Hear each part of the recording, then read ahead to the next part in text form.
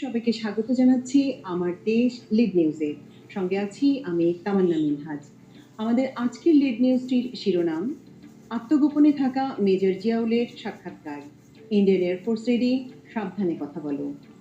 আজকের লিড নিউজটি লিখেছেন অলিউল্লাহ নোমান ও আবু সুফিয়ান। পিলখানা হত্যাকাণ্ডে ভারত জড়িত ছিল তা ঘটনার কদিনের মধ্যেই পরিষ্কার হয়ে যায়। যেসব অফিসার বেঁচে ফিরেছিলেন তাদের পরিবারের সদস্য ও 46 ব্রিগেড সহ অন্যান্য ব্রিগেডের যেসব অফিসার পরে রিকভারি অভিযানে গিয়েছিলেন তারা এসব বিষয়ে পরবর্তী সময় অনেক তথ্য প্রকাশ করেছেন। সেদিন সেনাকুঞ্জে শেখ হাসিনার সঙ্গে মিটিংয়ে একাধিক সিনিয়র অফিসার সংক্ষুব্ধদের ধমক দিয়ে চুপ থাকতে হুকুম দেন। এ সময় হুমকি দিয়ে বলা হয়, আক্রমণের জন্য ইন্ডিয়ান ফোর্স রেডি, সাবধানে কথা বলো। পিলখানা মিশনের পর ভারত শেখ হাসিনাকে রেস্কিউ মিশনের প্রস্তুতিও নিয়ে রেখেছিল। পরে ক্ষুব্ধ সেনাদের কাউকে কাউকে ইস্তফা দিতে বাধ্য করা হয়, আবার কাউকে দেয়া হয় বাধ্যতামূলক অবসর, কাউকে কাউকে নির্যাতন করা হয়েছে। পিলখানা হত্যাকাণ্ডের পর বাংলাদেশ ভারতের আধিপত্যবাদ জেঁকে বসে। ৩৬ জুলাইয়ের পর আধিপত্যবাদের এই শৃঙ্খল ভেঙে চুরমার হয়ে যায়। সম্প্রতি আত্মগোপনে থাকা অবস্থায় আমার দেশের সঙ্গে জুমে যুক্ত হয়ে এক সাক্ষাৎকারে এসব কথা বলেন সেনা কর্মকর্তা সৈয়দ মোহাম্মদ জিয়াউল হক, যিনি মেজর জিয়াউল নামে বেশি পরিচিত। ২০১২ সালের জানুয়ারিতে তার নামটি উঠে আসে গণমাধ্যমে। ফ্যাসিবাদী সরকারের বয়ান ও আওয়ামী লীগ মিডিয়ায় প্রচারণা অনুযায়ী জিয়াউল হলেন দুর্ধর্ষ জঙ্গি। ২০১২ সালের ৯ জানুয়ারি সেনাবাহিনীর ঊর্ধ্বতন অফিসাররা এক সংবাদ সম্মেলনে জানিয়েছিলেন তারা একটি অভ্যুত্থান ঠেকিয়ে দিতে সক্ষম হয়েছেন। কথিত সেই অভ্যুত্থানের সঙ্গেও উঠে এসেছিল তার নাম। কখনো তাকে বলা হয়েছে নিষিদ্ধ হিজবুত তাহরিরের নেতা, কখনো বা বলা হয়েছে কথিত আনসারুল্লাহ বাংলা টিমের সদস্যদের সামরিক ট্রেনিং দাতা। দেশের সরকারি বাহিনীগুলো দিয়ে জঙ্গি নাটক সাজিয়ে প্রচারণা চালানো হতো। মেজর জিয়াউল ট্রেনিং দিয়েছেন তাদের। এক পর্যায়ে জিয়াউলকে ধরিয়ে দিতে পারলে ৪০ লাখ টাকা পুরস্কার ঘোষণা করেছিল স্বরাষ্ট্র মন্ত্রণালয়। জিয়াউল হক সিলেট বিভাগের মৌলভীবাজার জেলার মোস্তফাপুরে জন্মগ্রহণ করেন। তার বাবা সৈয়দ জিল্লুল হক একজন ব্যবসায়ী। বাংলাদেশ মিলিটারি একাডেমির ৪১তম দীর্ঘ কোর্সের মাধ্যমে সেনাবাহিনীতে যোগদান করেন জিয়াউল। সিলেট ক্যাডেট কলেজের এ ছাত্র সেনাবাহিনীতে প্রথম ধাপেই ট্রেনিং শেষ করে সর্বোচ্চ সম্মান সোর্ড অফ অনার লাভ করেছিলেন। তিনি military institute of science and টেকনোলজিতে পড়াশোনা করেন। সেনাবাহিনীতে কমিশন পাওয়ার পর তিনি পার্বত্য অঞ্চলের ২৬ ইস্ট বেঙ্গল রেজিমেন্টের সঙ্গে প্রায় ১.৫ বছর ছিলেন। তারপর ময়মনসিংহ ইউনিট সহ পোস্টিং হয়। পরে খাগড়াছড়িতে এবং বান্দরবানে তার ইউনিটের সঙ্গে দায়িত্ব পালন করেছেন। ২০১১ সালের ডিসেম্বরের শেষ সপ্তাহ থেকে সেনাবাহিনীর এই ব্রিলিয়ান্ট অফিসার নিখোঁজ ছিলেন। নিখোঁজ জিয়াউলকে নিয়ে ২০১২ সালের ১ জানুয়ারি আমার দেশ একটি প্রতিবেদন প্রকাশ করেছিল মেজর জিয়াকে নিয়ে রহস্য শিরোনামে। জুমে আমার দেশের সঙ্গে মেজর জিয়াউল পুরনো দিনের কথা বলেছিলেন প্রাণ খুলে, জানিয়েছিলেন তাকে অপহরণের চেষ্টা ও অপহরণকারী সেনাদের বোকা বানিয়ে পালিয়ে বাঁচার কৌশল সম্পর্কে। কেন জিয়াউলকে সেনাবাহিনী থেকে পালিয়ে যেতে হয়েছিল সে প্রশ্ন রাখা হয়েছিল তার কাছে। জিয়াউল তখন অনেক অজানা কথা বলেন। তিনি বলেন ২০০৯ সালের ফেব্রুয়ারিতে পিলখানায় সেনা হত্যাকাণ্ডের ঘটনা ঘটে। এতে সেনাবাহিনীর অফিসাররা ছিলেন সংক্ষুব্ধ। পরবর্তী সময় সংক্ষুব্ধ অফিসারদের সেনাবাহিনী থেকে চাকরিচ্যুত করা হয়েছিল। জিয়াউলের ভাষ্য অনুযায়ী ভারতীয় গোয়েন্দা সংস্থা রিসার্চ অ্যান্ড অ্যানালাইসিস উইং ও ডিজিএফআই এর সমন্বিত চেষ্টায় সে সময় দেশপ্রেমিক অনেক সামরিক অফিসারকে চাকরিচ্যুত করা হয়। তার দাবি অপারেশন স্টিং এর মতো কৌশল প্রয়োগ করে ৬০ থেকে ৭০ জন অফিসারকে চাকরিচ্যুত করার পাশাপাশি অনেককে অন্তরীণ করেও রাখা হয়েছিল। সম্প্রতি অন্তর্বর্তী সরকারের আইন স্বরাষ্ট্র মন্ত্রণালয় আইজিপি বরাবর মেজর জিয়াউল তার মামলা প্রত্যাহারের জন্য আবেদন করে চিঠি দিয়েছেন। চিঠির অনুলিপি আমার দেশের সংগ্রহে রয়েছে। আসলে আমাদের আর্মিটা তো ডে বাই ডে সিরিমোনিয়াল একটা আর্মি, অপারেশনাল আর্মি থেকে সিরিমোনিয়াল আর্মিতে কনভার্ট হয়ে গেছে। এখন বর্তমানে আপনার ১২ মাসে ১৩ পার্বণ পালন হয়। তো দেখা যায় যে অপারেশনাল এবং ইফেক্টিভ কাজকর্ম কম, কিন্তু অন্যান্য যেটাকে বলা যায় যে যেসব কাজের কোনো তেমন কোনো ইম্প্যাক্ট নাই ইন দি লং রান এবং দেশের ইয়ের সাথে সেগুলাতে বেশি জোর দেওয়া হয়। এটা ইন্ডিয়ানই একটা পলিসি, সেটার কারণেই ডে বাই ডে আর্মিকে যাতে যত বেশি পারা যায় যে নন অপারেশনাল করা যায় এইটার প্ল্যানে আর কি কাজ চলতেছে। ইভেন এখনো এটা রানিং। শেখ হাসিনার শাসনামলে বাংলাদেশ সেনাবাহিনীতে ভারতীয় আধিপত্যের বিষয়টি নিয়ে আপনার এমন ব্যাখ্যার পেছনে যৌক্তিক কি কারণ থাকতে পারে? এ প্রশ্ন করা হলে তার জবাবে জিয়াউল বলেন, মূল কারণ যদি বলি, বাংলাদেশের শত্রু রাষ্ট্র কে? প্রথম পয়েন্ট হবে এটি। কারণ বাংলাদেশ আর্মিকে অপারেশনাল আর্মি থেকে একটি সেরিমোনিয়াল আর্মিতে পরিণত করে এবং এর কার্যকারিতা কমিয়ে দিলে লাভ কার? কারা এই পিলখানা হত্যাকাণ্ডের মাধ্যমে আর্মির এত অফিসারদের শহীদ করে দিয়েছে? কারা আর্মি অফিসারদের মধ্যে পারস্পরিক অবিশ্বাস ও অনাস্থা সৃষ্টি করলো সৈনিকদের মধ্যে, এমনকি বিডিআরদের মধ্যে? এটা তো 2009 সালে পিলখানা গণহত্যার আগে থেকেই সবকিছু স্পষ্ট। বাংলাদেশের স্বাধীনতা রক্ষার জন্য যেসব ফোর্স কাজ করে তাদের দুর্বল করাই ছিল নর্মাল স্ট্র্যাটেজি। ডিপ্লোম্যাটিক্যালি এবং এদেশের এজেন্টদের মাধ্যমে এই কাজটি করা হচ্ছিল। বাংলাদেশের আর্মি ও দেশের মানুষের ধর্মীয় মূল্যবোধের যে চিন্তা চেতনা রয়েছে, এই দুটি ফোর্সকে দুর্বল করার চেষ্টা করেছে ভারত। সেনাবাহিনীতে জঙ্গিবাদের প্রচার চালিয়ে এক ঢিলে দুই পাখি মারার অপচেষ্টা করা হয়েছে। অনেক আগে থেকেই তো তারা ডিক্লেয়ার করে রেখেছে অখণ্ড ভারতের ধারণা। নেহরু ডক্ট্রিনেও এটা আছে, বিজেপিরও প্রজেক্ট এটা। তাদের সিনিয়র পলিটিক্যাল লিডাররা এটা প্রকাশ্যেই বলেন। তাদের পার্লামেন্টেও তারা অখণ্ড ভারতের মানচিত্র রেখেছে এবং তারা এটা নিয়ে সবসময় কাজ করে, কথা বলে। তারা ক্রমাগতভাবে এর পেছনে কাজ করে যাচ্ছে। তারা অনেক সিরিয়াস। এটা শুধু রাজনৈতিক কথার কথা বলে মনে না করে সিরিয়াসলি ভাবতে হবে। বাংলাদেশের প্রতিরক্ষার জন্য বাংলাদেশ আর্মিকে নন অপারেশনাল করার প্রসেস সবসময় চালিয়েছে তারা, এবং এটা ভারতীয় আধিপত্যবাদেরই একটি অংশ।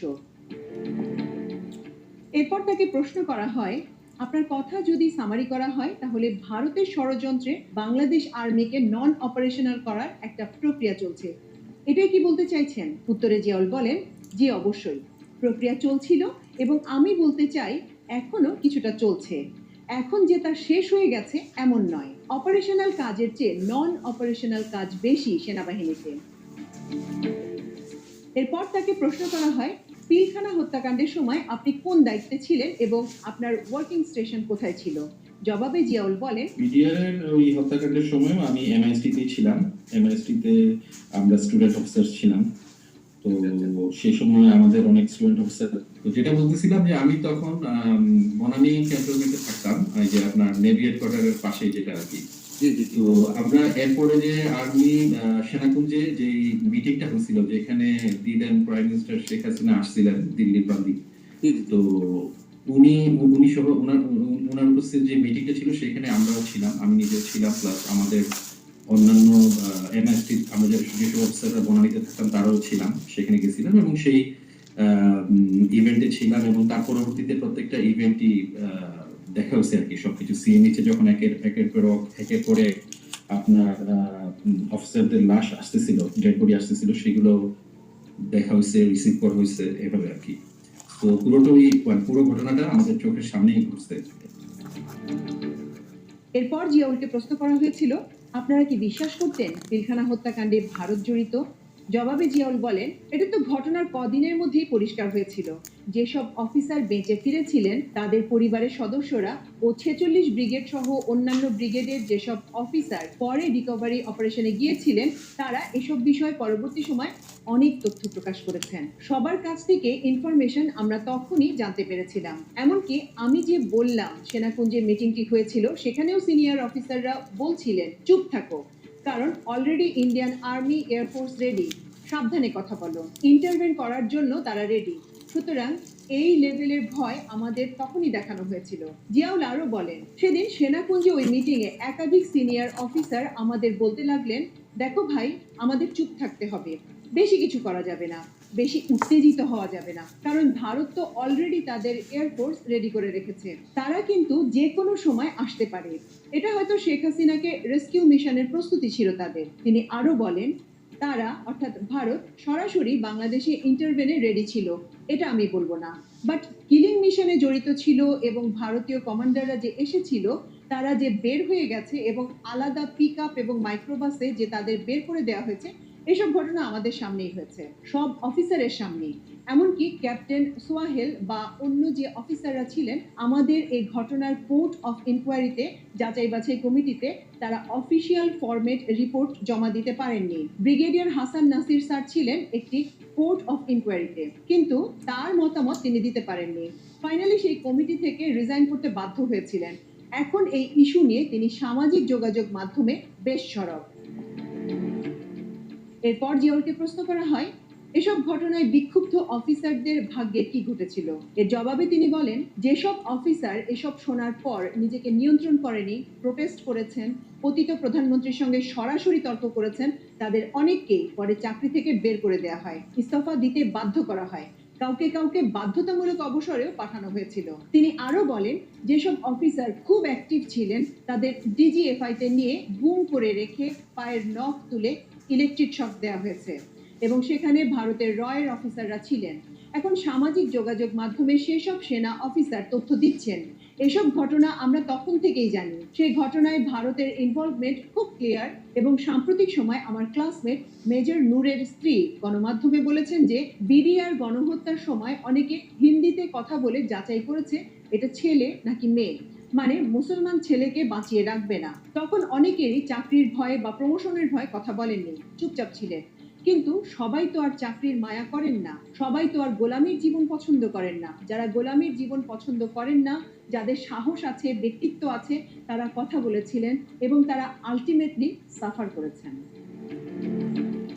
কথিত ব্যর্থ অভ্যুত্থান প্রসঙ্গে জানতে চাইলে জিয়াউল বলেন, বিডিআর ইনসিডেন্টে যে ইন্ডিয়ান আর্মি মানে ইন্ডিয়ান ফোর্সেস ইনভলভ ছিল এবং বাংলাদেশের একদল বিশ্বাসঘাতক অফিসার ইনভলভ ছিল, হ্যাঁ, যেটা খুব ক্লিয়ার, এখানে ইনভলভ ছিল।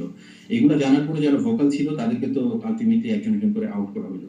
তো আমরা অন্য যারা অনেকে ছিলাম, যারা এটা নিয়ে ভোকাল ছিলাম কিংবা যারা এক কথায় বললে এই ঘটনাকে মেনে নিতে পারি নাই এবং ইন্ডিয়ান হেজিমনি, বাংলাদেশ ইন্ডিয়ার দাসত্ব করবে এটা যারা আমরা যারা মেনে নিতে পারি নাই, তাদের সবাইকে আসলে ওরা আস্তে আস্তে লিস্ট করছে এবং লিস্ট করে ধীরে ধীরে আউট করার চেষ্টা করছে।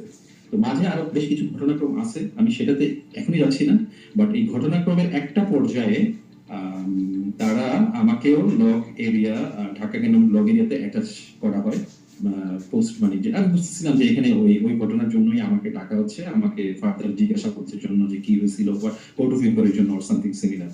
বাট পথে আমাকে যেটা বলা হয় যে সাভারের মধ্যে সাভার বাজার এলাকার আশেপাশে একটা এলাকায় আমাকে তারা আসলে অ্যাবডাক্ট করে, যেটাকে বলে অপহরণ করে আর কি, সোজা কথা। কারণ আমাকে তো অফিসিয়াল অ্যারেস্টের কোনো লিগ্যাল ডকুমেন্টস তাদের ছিল না, আমি তো যাচ্ছিলাম আমাদের অফিসিয়ালি লগ এরিয়ায়। তো সেখান থেকে আমাকে অপহরণ করে নিয়ে যায় তাদের কম্পাউন্ডে, একটু বেশ দূরে, বোঝা যাচ্ছে যে ঢাকার হেডকোয়ার্টার হবে আই গেস। তো সেটা তো আসলে এক্সাক্ট লোকেশন, আমি বেশ দূর থেকে গেছি বলে এক্সাক্ট লোকেশন এবং এক্সাক্ট অফিস লোকেশনটা গেস করা ডিফিকাল্ট আমার জন্য। সো 2 দিন আমাকে আসলে রাখা হয় এবং বেশ কিছু জিজ্ঞাসাবাদ করা হয়, যদিও আমি ইনফরমেশন ফ্লাডের মাধ্যমে তাদেরকে কনফিউজ করে ফেলছিলাম। কিছুটা নির্যাতন করা হয়েছে, বাট আমি যেটা করছি যে আমি যেহেতু আমার প্ল্যান ছিল যে আমি নিজেকে আবার মানে সোজা কথা পালায় নিজেকে সেভ করব তাদের হাত থেকে, কারণ তাদের কাছে থাকা মানে আলটিমেটলি আমার লাইফ রিস্ক। কারণ আমাকে অফিসিয়ালি তারা জয়েন করতে দেয় নাই, তার মানে দ্যাটস আমাদের প্ল্যান আমার ব্যাপারে। তো যেটা ফাইনালি হচ্ছে যে আমি তাদেরকে ইনফরমেশন ফ্লাডিং এর মাধ্যমে তাদেরকে কনফিউজ করছি এবং বলছি যে আই হ্যাভ মানে মূল প্ল্যান এবং অন্যান্য সবকিছু আমার একটা পেন ড্রাইভে আছে। সেই পেন ড্রাইভটা আমি ওই সাভার বাজারের আশেপাশে এলাকায় ফেলে আসছি, সেটা আমি বের করলে মেবি তোমাদেরকে আরো বেটার ইনফরমেশন দিতে পারবো। সো আমার ফলস ইনফরমেশনের ফ্লাডিং দেখে ওরা ভাবছে যে আমি খুব হেল্পফুল হয়ে গেছি ওদের জন্য, হেল্পিং দেম, সো তারা আমাকে নিয়ে গেছে আর কি। এবং আমি খুব ভান করছি যে আমি খুব শ্যাটার্ড মেন্টালি এবং ফিজিক্যালি, আমার আর কিছু করার নাই, আমি আত্মসমর্পণ করছি, এখন আমি সব বলে দিচ্ছি, এরকম একটা ভাব করছি, যার ফলে তারা খুব কনফিডেন্টলি আমাকে সেই সাভার বাজারে নিয়ে গেছে আবার সেই পেন ড্রাইভের খুঁজে আর কি। লাকিলি তখনও জনসমাগম ছিল মানুষের রাতের বেলা যদিও, এবং সেখান থেকে আমি আবার তাদের হাত থেকে সরকে পড়তে পারছি আর কি, আলহামদুলিল্লাহ, এবং আই কুড সেভ মাইসেলফ। গুম হওয়া নিয়ে 2012 সালে আমার দেশে প্রতিবেদন প্রকাশ করা হয়েছিল। এ প্রসঙ্গে জিয়াউল বলেন, আমার দেশ ছাড়া আর কোনো মিডিয়া সেদিন রিপোর্ট করেনি। সবাই ভারতের মিডিয়া, গদি মিডিয়া, সবাই হাসিনার মিডিয়া ছিল। এসব মিডিয়া হাঁ করে তাকিয়েছিল ডিজিএফআই কি বলে। এদের ডিজিএফআই এর মিডিয়াও বলা যায়। আপনারা অর্থাৎ আমার দেশ ছিল ব্যতিক্রম। জিয়াউল বলেন, পিলখানা হত্যাকাণ্ডের পর ভারতের আধিপত্যবাদ যে জেঁকে বসেছে সেটি অনেক অফিসার মেনে নিতে পারেননি। যারা মেনে নিতে পারেননি তাদের ধীরে ধীরে আর্মি থেকে আউট করা হয়। আমরা কেউ কেউ ভেবেছিলাম কিভাবে এই ভারতীয় প্রক্সি গভর্নমেন্ট থেকে দেশের স্বাধীনতাকে আবার উদ্ধার করা যায়, আমাদের হারানো স্বাধীনতা কিভাবে ফিরে পাওয়া যায়। আমাদের স্বাধীনতা ডিজিটালি চুরি হয়ে গিয়েছিল। আমি বলবো এটা আসলে ডিজিটাল ইন্ডিয়া। যেহেতু এটা প্রক্সি সরকার ছিল, আমরা ডিজিটাল ইন্ডিয়াতে ছিলাম। ৩৬ জুলাইয়ের পর আমরা আলহামদুলিল্লাহ আবার অরিজিনাল বাংলাদেশ হয়েছি। জিয়াউল বলেন, ভারতের পরিকল্পনাতেই সব কাজ চলছিল। পিলখানা হত্যাকাণ্ডের মাধ্যমে এটি পুরোটাই পরিষ্কার হয়ে যায়। তখন ডিজিএফআই ও র মিলে একটা বড় স্টিং অপারেশনেরও চিন্তা করে। বাকি যে অফিসাররা আছেন, যারা দেশপ্রেমিক আর যারা টাকার জন্য নিজেদের বিকিয়ে দেননি, বা যারা ভারতের হানি ট্র্যাপে পড়ে যাবেন না, এরকম অফিসারদের আউট না করলে তো তারা বাংলাদেশকে এই যে 15 বছর শাসন করেছিল তা করতে পারতো না। পিলখানা হত্যাকাণ্ডে যদি তারা সেসব অফিসারকে হত্যা না করত, তাহলে তো ভারত এই এজেন্সি রান করতে পারতো না বাংলাদেশে। সুতরাং সেই স্টিং অপারেশনের মাধ্যমে তারা বাংলাদেশে অনেক অফিসারকে, প্রায় 70-80 জনকে তাদের ফাঁদে ফেলে ফাঁসিয়ে দেয়। তিনি আরো বলেন, আমরা তো আসলে 10-15 জন অফিসার ছিলাম। আমাদের ইউনিটের একজন অফিসার ছিলেন লেফটেন্যান্ট এহসান ইউসুফ। তার মাধ্যমে তারা আমাদের সঙ্গে যোগাযোগ করে। আমি শিওর নই উনি সেই প্লটের অংশ কিনা, যদিও এটি নিয়ে বেশ কথা আছে। কিন্তু আমি বেশ সন্দিহান যে উনি নিজেই ডিজিএফআই ও রয়ের পরিকল্পনায় কাজ করছিলেন, নাকি নিজেই ফেঁসে গেছেন। ফাইনালি যেটা হয়েছে, সেই স্টিং অপারেশনের কারণে ওরা অনেককে ফাঁসিয়ে দেয়, এবং এই স্টিং অপারেশনের পর বাকি সব অফিসারকে যখন ওরা কল করে, তখন আমাকেও লগ এরিয়াতে কল করে। তখন আমরা বিষয়টি পাবলিকের কাছে নিয়ে আসা উচিত বলে সিদ্ধান্ত নেই। আমরা কিছু করতে পারিনি। আমরা চাচ্ছিলাম দেশকে কিভাবে উদ্ধার করা যায়, কিন্তু সেটা তো করতে পারিনি এই স্টিং অপারেশনের কারণে। আমরা তখনও ভারতীয় আধিপত্যবাদকে ঠিকঠাক বুঝতে পারিনি। নিজেরাও তখন ইয়াং ছিলাম, তাদের পাওয়ার অনেক ছিল। আলটিমেটলি আমরা ফেল করেছিলাম। পরে আমরা সামাজিক যোগাযোগ মাধ্যমে বিষয়টি আনার কারণে তারা বাধ্য হয়ে সংবাদ সম্মেলন করেছিল। তখন পুরো দোষটা আমাদের অফিসারদের উপর চাপানো হয়। আসলে বেশিরভাগ অফিসারকে তারা তাদের ফাঁদে ফেলে ফাঁসিয়ে দেয়। তাহলে কি সেটা অভ্যুত্থানের চেষ্টা ছিল না? এমন প্রশ্নের জবাবে জিয়াউল বলেন, আমরা দেশের জন্য জীবন দিতে মানসিকভাবে প্রস্তুত ছিলাম, কিন্তু একই সময় ডিজিএফআই ও রয়ের তরফ থেকে একটা ফাঁদ বা স্টিং অপারেশন চলেছিল। ফলে জিনিসটা বা অভ্যুত্থানের চেষ্টাটা কিভাবে নস্যাৎ হয়ে গেল, এটা এখনো শিওর নই। এটা যাচাই বাছাই করতে হবে, কারণ আমি এখনো এনাফ ইনফরমেশন জানি না। বাকি সবার সঙ্গে যোগাযোগও নেই। আত্মগোপনে যাওয়ার পর আপনার বিরুদ্ধে বিভিন্ন জঙ্গি সংগঠনে যুক্ত থাকার অভিযোগ আনা হয়। এমন প্রশ্নের জবাবে জিয়াউল বলেন, এক কথায় বলা যায় ভারতীয় হেজিমনি প্লাস বিগত ফ্যাসিস্ট প্রক্সি সরকার, এই দুটি কমন একটা কার্ড ছিল জঙ্গি কার্ড। এটি ওয়ার অন টেরর কার্ড। এটি দিয়ে ওয়েস্টার্ন দেশগুলোর কাছে গ্রহণযোগ্যতা বাড়াতে চেয়েছিল। একই সময় বাংলাদেশে যত ইসলামিক দল আছে তাদের চাপে রাখা যায়, এটা ছিল তাদের কৌশল। যত বেশি জঙ্গি মারতে পারবে, তত বেশি ইসলামিক দলগুলোকে চাপে রাখতে পারবে।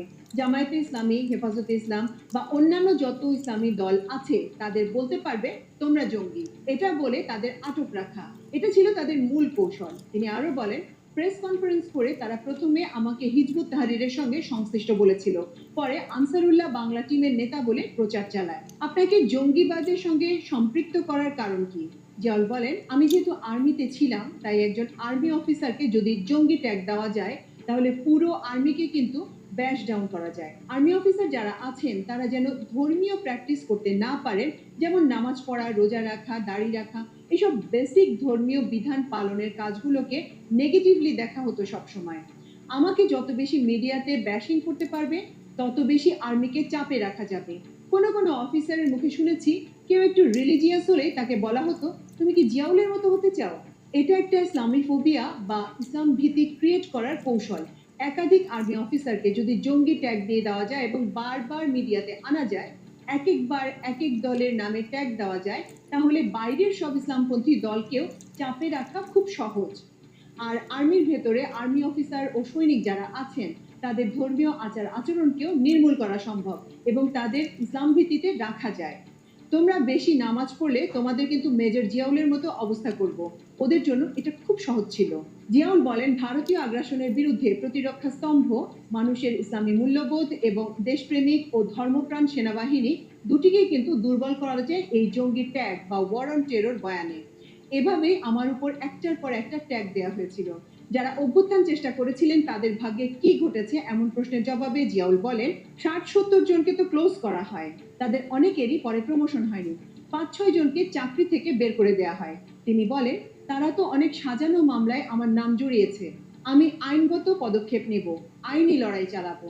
পাশাপাশি বর্তমান সরকার রাজনৈতিক মামলা রিভিউ করছে, সেখানে আমি আমার আইনজীবীর মাধ্যমে আবেদন করেছি, সেই আবেদনে আমি বিস্তারিত দিয়েছি। আমার মামলা যে রাজনৈতিক, সেই আবেদনে আমি তা পরিষ্কার করেছি।